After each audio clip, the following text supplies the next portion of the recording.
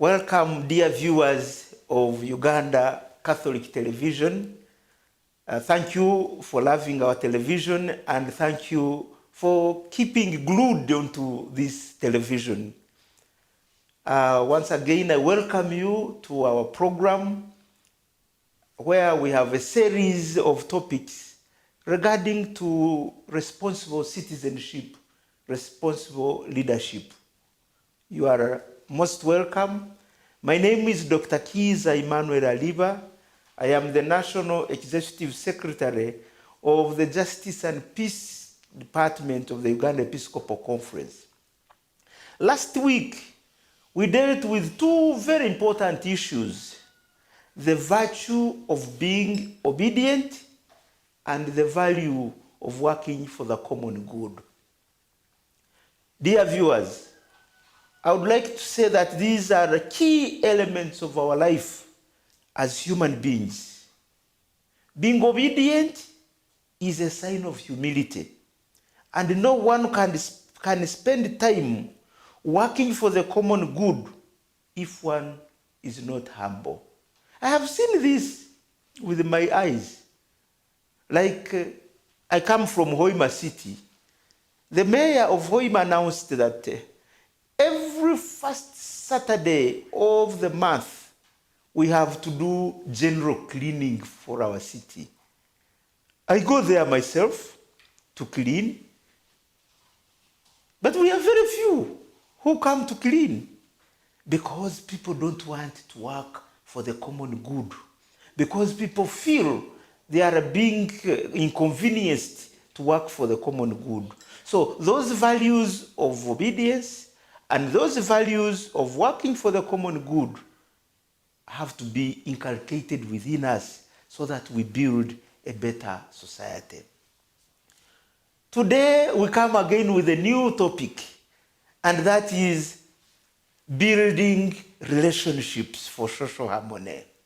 Building relationships for social harmony. One professor from Kenya by the names of John Mbiti had this to say: I am because we are, and because we are, I am. This is where this saying came from: no man is an island, or no person is an island. We are born together. Some of you who are not privileged to be firstborn children, you already found your sisters, you already found your brothers, or you already found your brothers and sisters. We stay together, both husband and wife and children. We stay together. We study together. We have our classmates. We have, people we have gone the journey of education together. We pray together. Some of you are having one religion or the other. You don't go to church alone. We stay together. We pray together. We work together. Like at my office, there is somebody from Karamoja, another one from Masaka, another one from Mbarara, another one from Hoima. So we work together, different categories of people. And we socialize together. Some of you are members of the Rotary Club. In the evening, you go for a fellowship, and after fellowship, you go for a swallowship. So we swallow together, we fellowship together. So in all where we go, wherever we are, we have to build good relationships. We have to build good relationships. Now, this is what I have to say. If we build good relationships together, we shall enjoy life together. But if we decide to destroy the relationships together, we suffer the pinch together. This is why we come as Justice and Peace Department with this topic of building good relationships in society so that we can live in a very comfortable environment. These are not my words. Let us stress good relationships right from the story of Genesis. Let's first look at the Bible. What does the Bible say about good relationships? I would like to remind you, our dear viewers, that in the story of creation, when it came to creating a human being, God changed the formula. The formula stopped from being, let there be, and something happened, let there be. Now he said, let us. I don't know whether you get me right. When God was creating a human being, he said, let us. Now, when he said, let us, that means he was not doing it alone. He called upon others so that we are created in the image and likeness of God the Father, God the Son, God the Holy Spirit. So this relationship, the intimate relationship, the strong relationship is what we want to emulate. Even you see, when it came to time for creating a woman, God made the man sleep. Then he picked a bone from the man, and there he made a woman from that bone. I think God had the liberty to make a lion sleep and get a bone of a lion and make a woman, or a bone of a big animal or a big bird, but he got the bone from the man. And when Eve was presented to the man was so overjoyed. At last, a bone from my bone, flesh from my flesh, woman is her name. That joy of companionship, that joy of love, that joy of good relationship. It is what we are talking about. I also remember the mission that God gave to the human beings. Go, multiply, take charge of the world. So he wanted that good relationship to be created. Remember also in Noah's Ark, when Noah was packing some, was putting animals into the ark. He put them as a pair, male and female. That relationship of being together. And we see in the whole creation there was total harmony. However, when this harmony came, people started experiencing suffering. You remember the sin of our first parents? Now, they were in the garden, lacking nothing, but when they decided to disobey, problems came. I remember the man blamed God. He said, it is the woman whom you gave me, you. So it became, like the man said, God made a mistake to give him a woman. And also when it came to the woman, she blamed the snake. Not herself, no. It is the snake that tempted me. So when we disobey, when we cut the relationships, we start suffering. And you remember that time is when people started now sweating for whatever they eat. This one has to crawl and so on. So there was this harmony in the relationships. Remember the Tower of Babel. People, they were not comfortable with, they're living in their position that God gave them. So let's go and look for God up. And the confusion came because people are not comfortable living in good relationships down here. You saw the confusion of the Tower of Babel. You read these things in the Bible. You see, when the sons of Jacob sold their own brother, it was, they were living well with their brother, but they became jealous and said, no, our father loves the other one. Let's sell him off. So these relationships, once we decide to go against our good relationships, there is a lot of suffering. Let's go to the book of Exodus shortly. There was a strong cohesion among the Israelites. Even when they were in a bondage, they lived together. I remember when Moses saw an Egyptian fighting with a fellow Israelite, he decided to kill him. Why was he killing? Why did he kill him? Because he wanted to spoil the good relationship among the Israelites, and this led him to run away. So even when the Israelites were in bondage, they were still well knit. They were living together.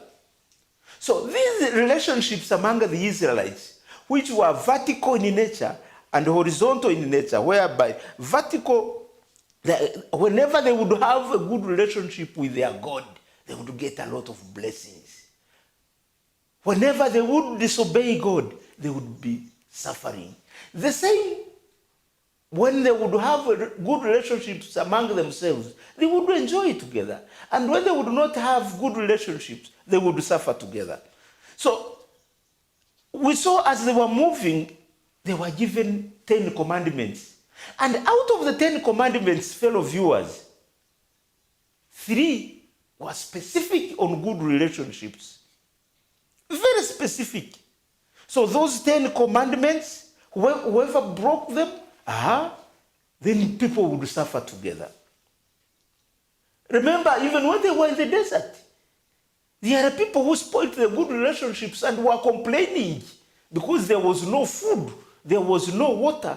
And we are told all those who complained did not reach the promised land.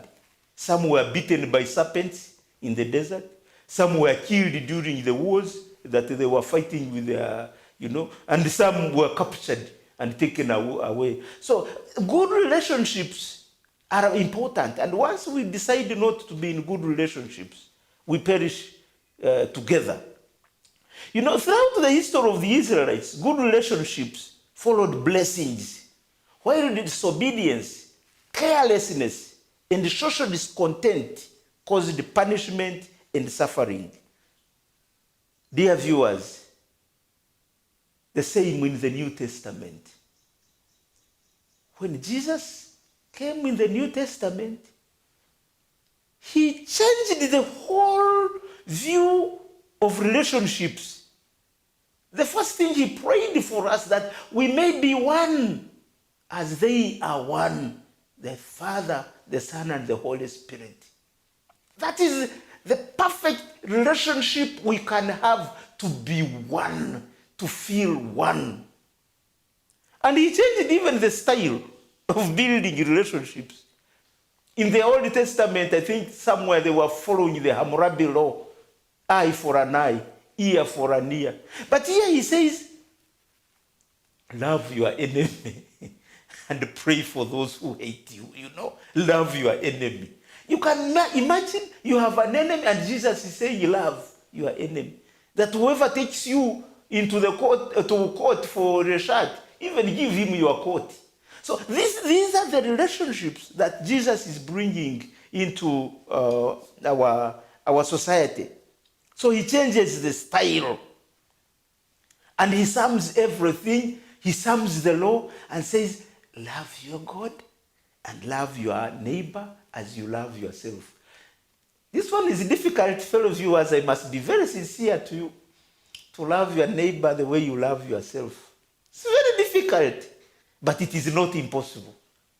I have seen families, one family is having chicken on Monday, pork on Tuesday, fresh fish on Wednesday, dry fish on Friday, and so on. And yet they are passing by a family that is having posho and beans every day.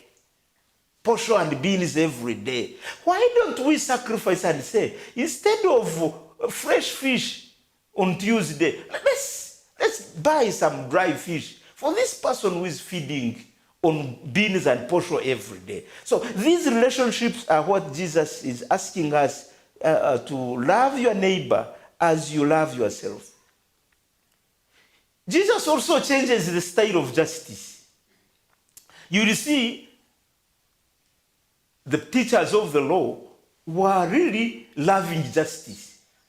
They really loved justice. But when Jesus comes, he does not only promote the love for justice, but he promotes the justice of love. We see the blind man. The blind man was not on the road. People were on the road. They were enjoying the presence of Jesus. But this blind man was not on the road. You know? In Uganda we can say, Yalikurukungu was at the side of the road. And when he saw that his salvation was only one, to have Jesus catch his attention. So he decided to shout. Of course, shouting is not good. So those who loved justice stopped him. Say, what? Keep quiet, we have a master here. But when Jesus heard him, he said, come. So he showed him the justice of love. Look at when he visited Zacchaeus to have a meal with him. Sinners were there. And then the teachers of the law, look at how a holy man is eating with sinners. Yes, these were lovers of justice. You are a holy man, leave the sinners alone. You are a sinner, leave the holy men alone. That is justice. But Jesus practices the justice of love. You see, when he came to the sinful man Zacchaeus never remained the same. Things changed by the presence of Jesus because of the justice of love. Look at the other sinful woman now. He comes to Jesus and puts the oil on his feet and cleans the feet with her hair. And people are saying to, those who love justice, they say, if this holy man knew how sinful this woman is in the city, he would not even allow him to be near him.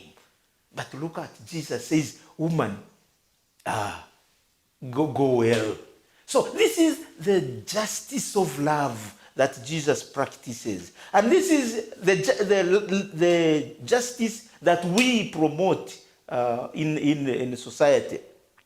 For Jesus, he has no boundaries in relationships. There's no boundary. He touches the leper. The tax collectors are his friends. The sinners, the sick, the dumb, the lame. Whoever would come to Jesus would not go the same. So Jesus gives them love. Jesus gives them compassion. Jesus gives them hope. And Jesus gives them life. And this is the strong point in relationships.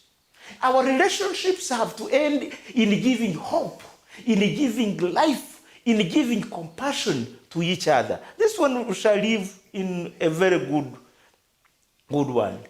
Look at the life of the first believers, the community of the first believers after Jesus had ascended into heaven. They were living a communal life. We are told they sold all that they have. And they pulled resources together. They stayed together. They prayed together. They held everything in common.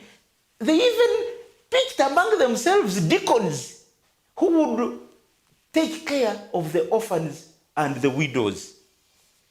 The same in church history and the social teaching of the church. There is a lot to learn about social relationships. If you read Gaudium et Spes, the joys and hopes, there is a very good caption there. God did not create people to live in isolation, but to develop society and community. That's very strong. People are not meant to live in isolation, but we have to work together in good relationships to develop the communities and society. We are to treat one another in the spirit of brotherhood. This is very key in Gaudium et Spes, which was issued in 1965. Dear viewers of Uganda Catholic Television, I propose about 6 ways how we can build good relationships. I propose them. You can think of very many, but I propose 6 for you. Number 1, can we ensure that we have got an open and honest communication among ourselves? Number 2, can we develop the ability to relate with other people well? That means people-centered skills. Can we develop them? Can we learn to appreciate and respect each other? Appreciate. Can we be supportive and accept support from others? Can we learn to be positive and motivate one another? Especially us who are given higher positions. Can we learn to motivate those we are working together? Can we give them some positive compliments? Your secretary has done all it takes to make your office look beautiful, to welcome your visitors, to type all your endorsements.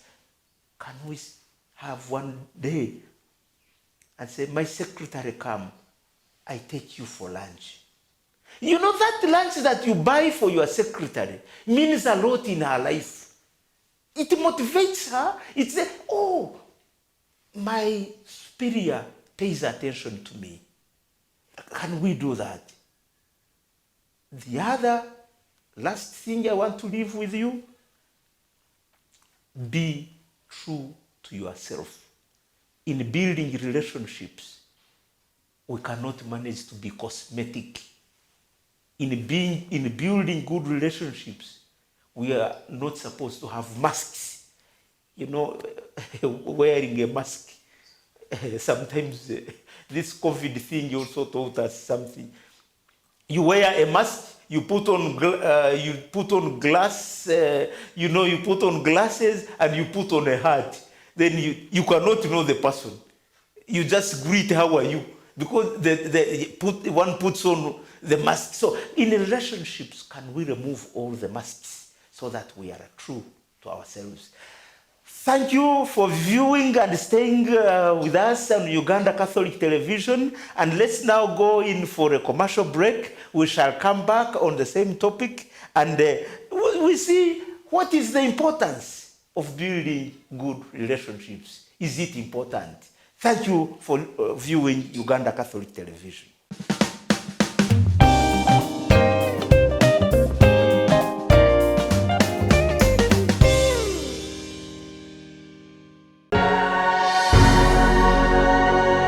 UCTV, good news for all.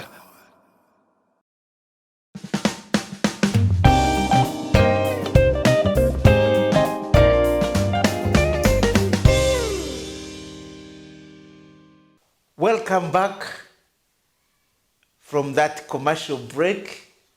Thank you for watching Uganda Catholic Television, good news for all. Before we left, we were looking at the value of building good relationships. We traced it from the Old Testament view, we traced it in the New Testament, we traced it in the church history, we traced it in the Catholic social teaching. And we ended with the ways how we can build good relationships. I suggested 6 for you. Now, I would like to bring to your attention, and we discuss this one together. What is the importance of building good relationships? Is it important? Do we need it in our society? Having good relationships. Because I am a family member, I'm a head of the family. I may say, since I have my wife, I have my children, I have my money, I have seemingly what I have is enough. Do I need to have relationships with my neighbors? Do I need to have relationships with other people? This is the reason why we are here. How is it good? Is it okay to be in good relationship with others? The first thing, in order to get any form of support from other people or institution or organization, we need to build a good relationship, a relationship of trust. If we do not trust you, we shall not deal with you well. I think you have seen it in society. For example, if you lack some money and you go to borrow some money, if you are a person who has a bad name in paying back, it will be very difficult for you to get that money from any borrower. It will be very difficult. Why? You are not trusted. You are not a trustworthy person. And no one would like to be with no one would like to be near by somebody who is not trustworthy. So when we build good relationships, we are trusted. And once we are trusted, then we can easily be helped by any person. We can be easily helped by organizations. Our relationships give meaning and richness to our work and to our lives. All we need in a community are people to share our joys and our struggles with. You cannot walk the journey of life alone. No, it is difficult, almost impossible. We need others to share our joys. Can you imagine, supposing I am talking and nobody is viewing it, and nobody is listening to me, and nobody is watching me? I'm wasting time. But when I am talking, I am very sure that there are lovers of Uganda Catholic Television. There is a lover there of Uganda Catholic Television, and he's watching. So I feel very satisfied. I feel very good that there is somebody, you, our beloved person who is watching now. So this is what we need in relationships. People to share the joys with. People to share our struggles with. That is when our life becomes meaningful. So relationships are important to fulfill our lives, to be happy in society. Humanity is one entity with different segments and strata. We are not equal. May his soul rest in peace. His Grace, Archbishop Cyprian Kizito Lwanga, used to tell us to raise our fingers and said, you see, these fingers are not the same. One is short, one is a little bit shorter, one is longer, one is small, there is a big one here. And this is how we are in society. When the small one has a purpose which the big one cannot do.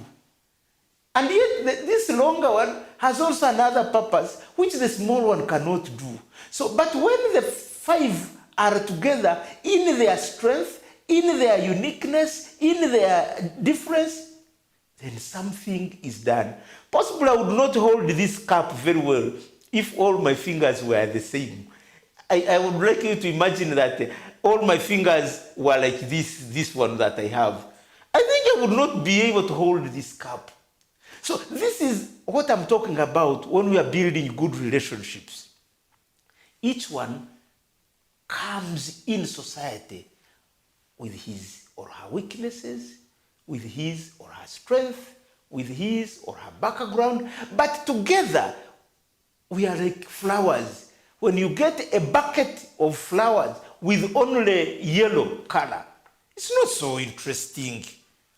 But when you mix the colors, you put the pink, you put, I don't know, this one is semi-yellow. I don't know whether semi-yellow happened. Is there? Then there is this one which is some semi-green or something light green. I don't know whichever color. When you have a bucket of well-mixed flowers, then the society is good. You enjoy that bucket of flowers. The same when we are building good relationships in society. Each one comes with his or with her talents, with her gifts. Mind you, the talents I have, you, the one watching, you may not be having them. And the talents that God has given you, I may not be having them. But when we combine the two, we produce a better work. I see it. I'm a member of the choir, the Bujumbura Cathedral Choir. I am a member and I sometimes conduct hymns there. There is someone who is gifted in singing soprano very well. You try soprano and sing it. You may not manage. I sing tenor very well. Very well. But I tried bass and failed. But there is some other person, when he sings bass, I say, yes, yes, yes. But when we add the four voices, soprano, alto, tenor, bass, the music is so beautiful. This is how we approach society. Each one comes with the gift that God has endowed you. But you put that gift at the disposal of the entire society. There are people who are so, how do I say, so stingy. They don't want to put their gifts before society. In the letter, you remember in the New Testament, St. Paul telling people that those gifts are not for you. Those gifts are meant for society. Put them at the service of society. Whichever gift that God has given you, put it at the service of society. Put it at the service of each other. Then we shall live we shall have a very beautiful community, very beautiful Uganda. The best communication tool between the different categories of humanity is through building relationships. This is the best tool that we have. If we have to communicate to each other intelligibly, we build good relationships. This was my approach. When I was Prime Minister of the Kingdom of Bunyoro, we had problems between the indigenous Bunyoro and those who had come from Kavale. We used to call them the Bafuruki. I attended one church. I attended a service in one of our churches. I found that in the same Catholic church, the Bunyoro were seated alone, this side, and the Bakiga, the Bafuruki, were seated the other side. In the same church. This one I saw with my naked eyes. I was Prime Minister of Bunyoro. When it came time for offertory, the Bakiga had their own basket. The Bunyoro had also their own basket. When it came to time for exchanging the sign of peace, nobody was supposed to cross a boundary. Bunyoro, just give peace to the Bunyoro, and the Mukiga do the same. We had two catechists. One Bunyoro and another Mukiga would take a gospel, this one, this one preaches for, in the same church. These things happened. I saw them. Our viewer, the person watching the Catholic television, this is so, so important for us to know. We cannot live society like that. When I talked to them, I remember that was my longest ever speech that I have ever given in my life. I gave a speech, and I remember seeing very many Ugandans in that church crying. And before I left, they had all mixed up and they sat together and we started it from there. From there, I used to tell them, if a Mukiga has seen a very good, beautiful Bunyoro, a Mukiga man has seen a beautiful Bunyoro, just marry that one. And if a good Bunyoro has seen a beautiful Mukiga, just marry. And the rest you will solve them at home. They used to laugh at me, but at the end of it all, it became a medicine for building good relationships among our people. I also went to Bulisa as the Prime Minister of Bunyoro, where there were the issues to do with the Vararo, and here were the Bagungu, here were the Vararo, and we were in the midst of two communities that were in conflict. We had to bring them together. We had to ensure that there is peace in that area. But it was not easy. It was very difficult to do. But we tried and we succeeded in handling it. So in our communities can mean to be very rough to each other. Human beings can decide to be very rough to each other. I was also in the conflict of northern Uganda when the LRA, the rebels of LRA were attacking the people there. I went there and we went up to the Juba peace talks. I could see how building peace in society was very difficult because people had decided to kill their own relationships. It is very difficult. There is one friend of mine who was a soldier. He told me, it is expensive to have war in any society. It is very expensive. I have never forgotten that one. And war is brought about by bad relationships. It's very expensive to have war in any society. That was late General Aronda Nyakairima, may his soul rest in peace. He told me, my friend Aliba, it is expensive to have war in society, in any society. So if there is anything we can do to avoid those conflicting moments in our society, let's do it so that we build good relationships among our people. There are some parts of our beautiful Uganda which are not yet well developed because of conflicts. There are parts, I've visited the entire country. I know there are parts that have lagged behind because of conflicts, because of wars. So when I talk of building good relationships, I really mean it and I seriously mean it. In our society, we need to build good relationships. In good relationships, as I said, the conflicts are minimal. There is real peace, There is real peace when we minimize the conflicts. When we are in good relationships, many things are done where we are not physically. For example, if I know I have a friend in the office of the Prime Minister, I don't need to go there. I just call him, I need this service from the office of the Prime Minister. Automatically the service will be done where I am not physically. Because the other person will feel that, oh, my good friend has requested me to do this. We'll do it with joy. It's like when you are in good conflict, you have many legs at the same time. You have many hands at the same time. You can manage to do a lot of things at the same time. I can sit here and request something to be done in the office of the president because I know so and so with whom I'm in good relationship is there. In good relationships, personal and communal development is faster.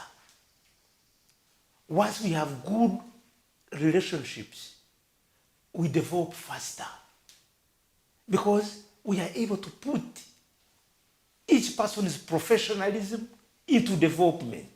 We are working in a trust environment that is good.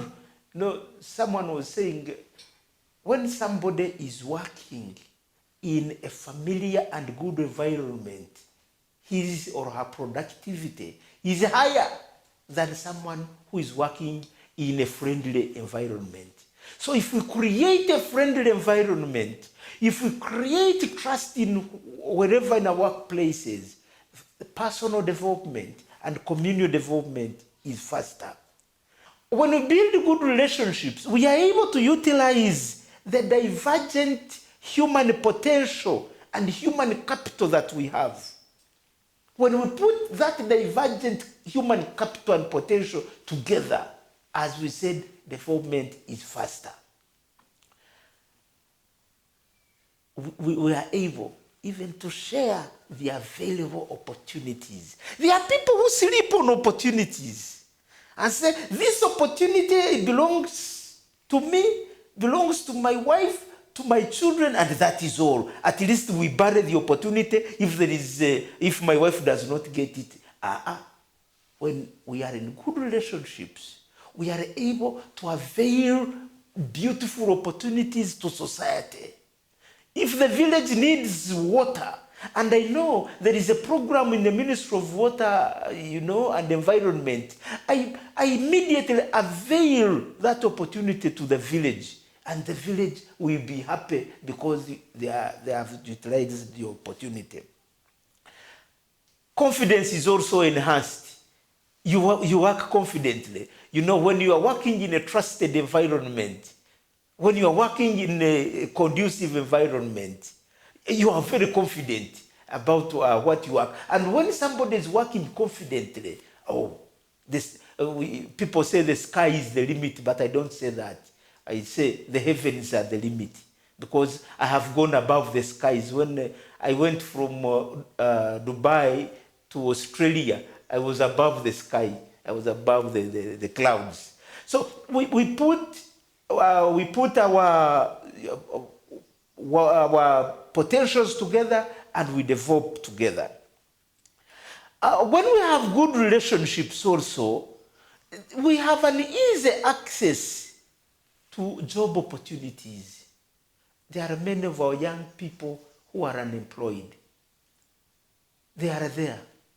So when we are working in a good and socially acceptable environment, we are able to help them so that there is a good job opportunity here. You look for a young person, say, come, there is a good opportunity here, try your luck. When someone succeeds, that should be my joy. That should be, I feel very satisfied when I see someone is succeeding. Why should I feel bad when my brother or my young sister is doing well? And why should I feel good when my young brother or sister is not doing well? So this is what I'm talking about. Building good relationships entails caring for one another, entails looking for the best for the other. This is what Jesus prayed for. May they be one as we are one. That is the society we want to live in. In good relationships, we have polished communication. I'm calling it polished communication. You feel you are accepted. You feel, there is that empathy. You feel the other one is like a brother, is like a sister, is like, that is the relationships where we want to live as fellow Ugandans. I know it is very difficult because of the historical challenges that we have gone through. I know it is very difficult because we are not the same. We are gifted differently. But I know it is not impossible. We can create it. We can choose to work together.